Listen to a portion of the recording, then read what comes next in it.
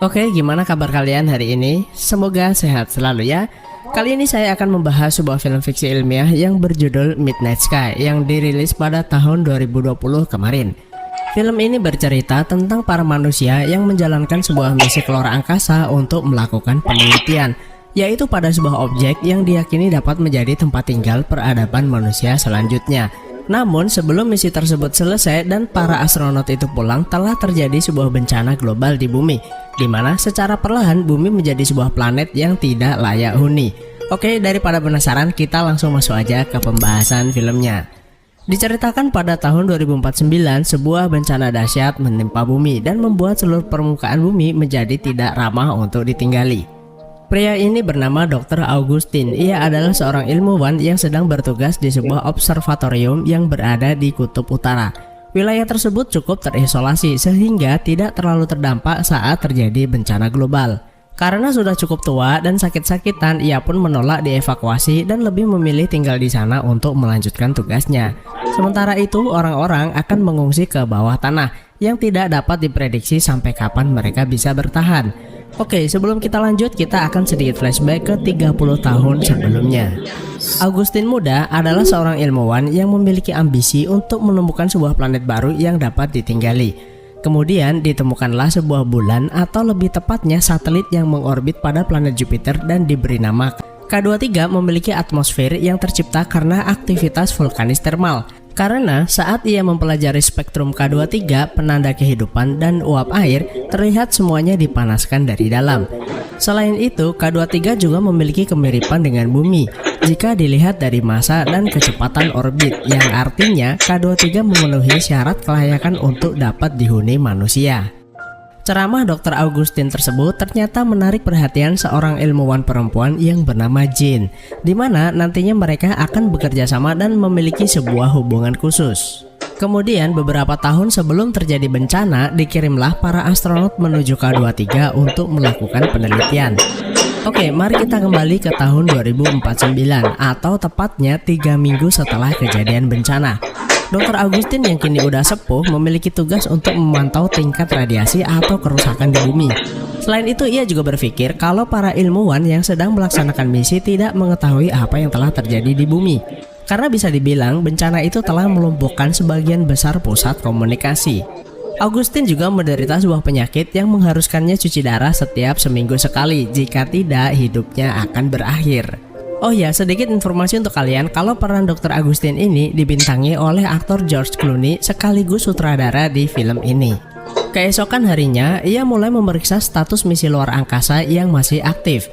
Satu-satunya misi yang masih aktif bernama Aether, sebuah misi beranggotakan 5 kru awak yang melakukan penelitian di K23. Berdasarkan informasi dari komputer, ternyata Aether saat ini dalam perjalanan pulang ke bumi. Dan dalam waktu 11 jam ke depan, Aether akan masuk ke dalam jangkauan komunikasi. Kemudian, ia menyetel alarm dan akan mencoba untuk melakukan komunikasi dengan para kru serta memberitahu mereka kondisi di bumi. Wanita ini bernama Sullivan. Terlihat ia sedang mengambil sampel air di K23 yang nampaknya cukup jernih, bahkan ia dapat menghirup udara bebas di sana. Kondisi tersebut benar-benar sesuai dengan teori dan penelitian yang dilakukan oleh Dr. Augustin kalau K23 memang layak untuk dihuni. Tiba-tiba ia mendengar suara gemuruh dan berlari ke arahnya. Ia melihat kalau pesawat angkasa pergi dan meninggalkannya sendirian. Dan ternyata ia hanya bermimpi. Sully saat ini sedang hamil, dan di dunia nyata ia juga beneran hamil loh. Sampai-sampai sang sutradara itu harus mengubah naskah untuk menyesuaikan kondisinya. Oke, lanjut. Aether dipimpin oleh seorang komandan bernama Edewall yang juga suami dari Sullivan. Sully bertugas di bagian komunikasi dan setiap hari ia mencoba untuk menghubungi bumi namun belum mendapat jawaban. Kepada rekan-rekannya, ia memberitahu kalau tidak ada satupun stasiun di bumi yang dapat dihubunginya. Bahkan pesawat koloni yang seharusnya terbang seminggu lalu menuju K23 juga tidak ada kabar. Menurutnya, gangguan komunikasi tersebut bisa saja disebabkan oleh gangguan atmosfer yang menghalangi sinyal sampai ke bumi. Di sini cukup jelas ya kalau kru Aether memang tidak mengetahui apa yang sebenarnya terjadi. Oke, kita kembali ke bumi. Saat sedang memantau tingkat perluasan bencana, tiba-tiba ia dikejutkan oleh bunyi alarm yang ternyata disebabkan oleh sebuah kebakaran di dapur. Untung saja ia bertindak cepat dan api berhasil dipadamkan. Ia semakin terkejut karena ada seorang anak perempuan yang entah dari mana asalnya sudah duduk di depannya. Agustin pun segera menyiarkan melalui siaran komunikasi kalau ia menemukan seorang anak perempuan berumur 8 tahun namun tidak ada jawaban. Mau nggak mau, ia harus merawat anak tersebut untuk sementara waktu. Gadis kecil ini ternyata tidak dapat berbicara atau bisu, dan anak ini bernama Iris. Hal itu diketahuinya saat melihat sebuah bunga yang digambar oleh anak perempuan tersebut. Kemudian komputer memberitahunya kalau Ether sudah berada dalam jangkauan komunikasi. Ia pun segera mencoba untuk melakukan kontak dengan Ether namun tidak mendapat jawaban. Karena hari sudah malam, mereka pun memutuskan untuk tidur. Meski disediakan kamar sendiri, namun Iris lebih memilih tidur di dekat Augustin. Setiap hari mereka pun menjadi semakin dekat dan terlihat seperti seorang ayah sedang bersama putrinya. Setelah itu, di stasiun Ether, Edewald membuat laporan harian. Mereka tetap tidak dapat melakukan komunikasi dengan bumi dan mungkin saja kesalahan ada pada mereka. Namun setelah mengecek semuanya, sepertinya tidak terjadi kesalahan apapun. Bahkan astronot Sanchez dan Maya secara bergantian mengulang sistem komunikasi dan mencari tahu di mana letak kesalahannya. Sementara itu, Mitchell merupakan seorang pilot terbaik yang pernah ada dan hanya saja ia tak sabaran untuk segera pulang ke rumah. Edewald juga memerintahkan Sullivan untuk melanggar protokol komunikasi dengan menghubungi negara-negara lain dengan harapan bisa melakukan kontak dengan bumi sekecil apapun. Misi tersebut sudah berjalan selama 2 tahun dan mereka juga sudah mengetahui kalau K23 merupakan sebuah tempat yang layak untuk dihuni. Dengan putusnya komunikasi dengan bumi, mereka merasakan sendirian dan seperti sudah tidak ada kehidupan selain mereka. Sementara itu di bumi, Dr. Agustin kembali melakukan pengobatan rutinnya ditemani Iris. Seketika ia teringat masa lalunya di mana ia adalah seorang yang sangat sibuk dan tidak memperdulikan sekitarnya, termasuk Jean kekasihnya. Dan dalam kenangan itu, Agustin juga diberitahu kalau Jean tidak jadi hamil, namun ia tetap tidak menggubrisnya. Malam harinya, Agustin mencoba untuk mengecek kondisi udara di luar yang nampaknya belum terlalu tercemar. Ia berencana pergi ke sebuah stasiun cuaca yang letaknya berada di sebelah utara. Stasiun tersebut memiliki antena yang lebih kuat dengan harapan ia bisa melakukan komunikasi dengan para kru Ether. Lokasi tersebut juga dikelilingi oleh pegunungan, jadi kemungkinan udara di sana masih bagus. Keesokan harinya, setelah menyalin data misi Ether dan mempersiapkan segala sesuatunya, mereka berdua pun segera berangkat ke sana. Sementara itu, di luar angkasa, para kru Ether menghibur diri masing-masing. Mereka juga melihat kenangan mereka selama masih ada di bumi. Mereka juga peduli satu sama lain, termasuk Sanchez yang sudah menganggap Maya seperti anaknya sendiri. Tiba-tiba mereka dikejutkan bunyi alarm yang memberitahu mereka kalau stasiun mereka menyimpang jauh dari lintasan. Karena sistem komunikasi dengan bumi terputus, mereka harus membuat perhitungan ulang agar stasiun mereka dapat melewati jalur yang benar untuk sampai ke bumi.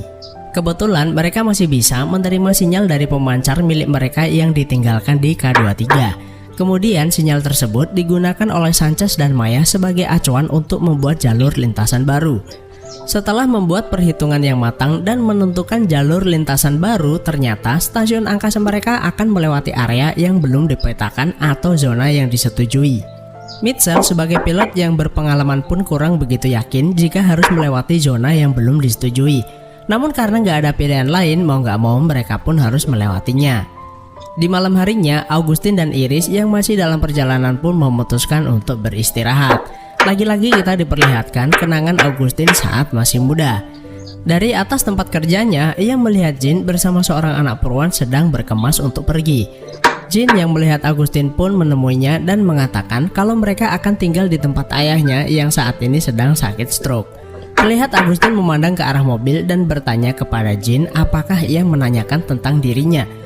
Jean pun menjawab mungkin ia harus memperkenalkan diri jika ingin keberadaannya diketahui. Agustin hanya bisa diam, kemudian Jean pun berpamitan. Karena badai cukup kencang, Agustin memutuskan untuk berlindung di sebuah kontainer di dekatnya. Sambil ditemani Iris menggambar, ia bercerita tentang Jean kekasihnya. Karena sudah terlalu banyak ngomong, ia pun meminta Iris untuk bertanya apapun mengenainya. Gadis kecil bisu itu tiba-tiba mengatakan sesuatu. Scene mendadak berubah di mana kontainer tersebut sepertinya akan tenggelam karena lapisan es di bawahnya mencair. Ia dan Iris segera menyelamatkan diri. Meski berhasil selamat, namun sayang kendaraan mereka harus ikut tenggelam. Mau gak mau, mereka harus melanjutkan perjalanan dengan berjalan kaki. Semua menjadi lebih sulit, namun ikatan batin yang terjadi di antara mereka menguatkan satu sama lain. Saat melanjutkan perjalanan, badai yang datang tiba-tiba membuat Augustin kehilangan Iris. Karena tak kuat menahan badai, Augustin pun terjatuh. Namun gak lama kemudian cahaya kembali bersinar dan ia melihat sosok Jin berdiri di depannya yang tak lain adalah Iris. Ia pun segera memeluknya karena khawatir kalau Iris hilang dalam badai tersebut.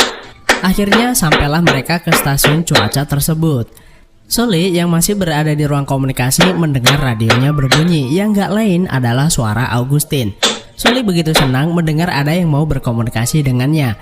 Ia pun bertanya mengapa tidak ada satupun yang menjawab panggilannya. Namun Augustin balik bertanya apa yang mereka ketahui soal kondisi di bumi. Sully pun menjawab kalau mereka tidak mendapat kabar apapun dari bumi. Saat hendak menjelaskan apa yang terjadi di bumi, alarm stasiun ITER mendadak berbunyi. Ternyata stasiun angkasa mereka melintasi jalur meteor. Mereka berhasil melewatinya, namun yang menjadi masalah adalah antena komunikasi mereka hancur dihantam meteor dan membuat komunikasi mereka terputus. Mereka segera memeriksa tingkat kerusakan melalui komputer. Setelah selesai, Mitchell mengatakan kalau kerusakan itu bisa diperbaiki termasuk radar dan antena komunikasi. Namun mereka harus keluar pesawat untuk memperbaikinya. Singkat cerita, Edewald, Sully dan Maya pergi keluar untuk melakukan perbaikan. Sementara Sanchez dan Mitchell berada di dalam untuk memantau situasi. Semua berjalan lancar dan mereka berhasil melakukan perbaikan. Tiba-tiba sekumpulan meteor menuju arah mereka. Merasa bahaya mengancam, mereka pun segera berlindung. Setelah dirasa aman, Edewald memerintahkan semua untuk kembali ke dalam stasiun.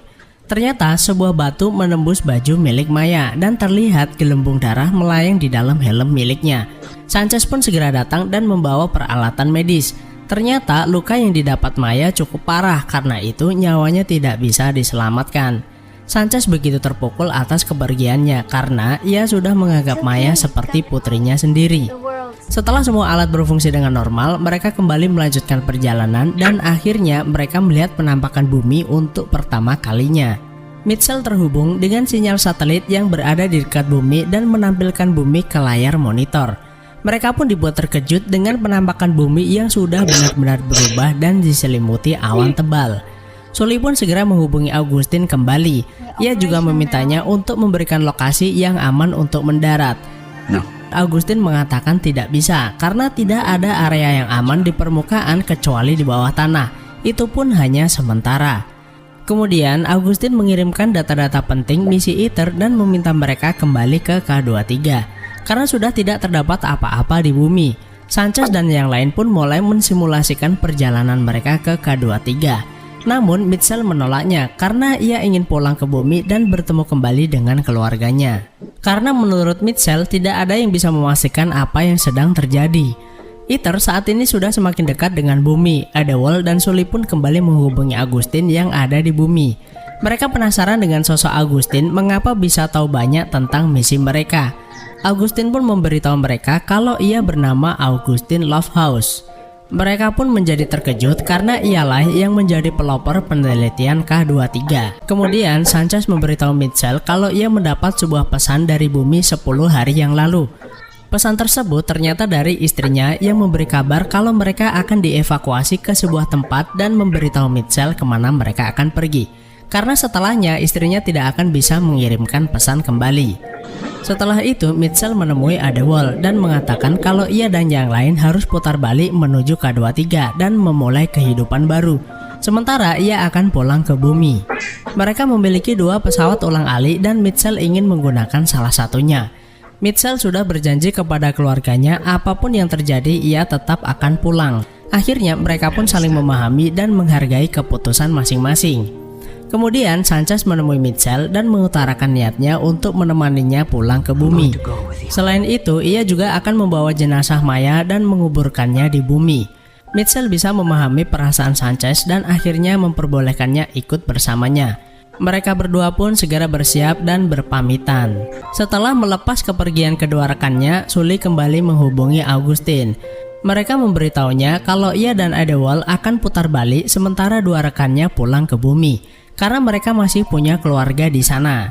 Sully kemudian berkata salah satu alasan ia bergabung dengan NASA adalah dirinya.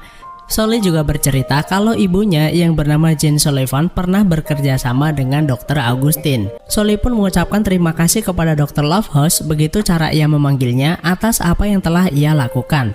Kemudian Augustine memintanya untuk memanggilnya Augustine saja. Sully pun gantian memberitahu kalau ia memiliki nama depan Iris. Begitu menyadari kalau Iris Sullivan adalah putrinya, Augustine pun meneteskan air mata. Ia pun kembali mengenang masa lalunya, di mana ia dan Jane sebenarnya memiliki seorang putri, di mana sebelumnya Jane telah berbohong kalau dirinya tidak hamil. Saat ia bertemu dengan Jane untuk terakhir kalinya, Augustine sebenarnya sudah tahu, namun ia tidak pernah memperkenalkan diri kepada putrinya. Augustine kemudian bertanya seperti apa K23. Iris pun menjelaskan kalau udara di sana benar-benar segar dan langit di sana berwarna oranye karena planet Jupiter benar-benar sangat dekat dengannya. Percakapan mengharukan antara ayah dan anak ini menjadi akhir film yang benar-benar gak disangka-sangka. Lalu siapakah Iris yang bersamanya selama ini?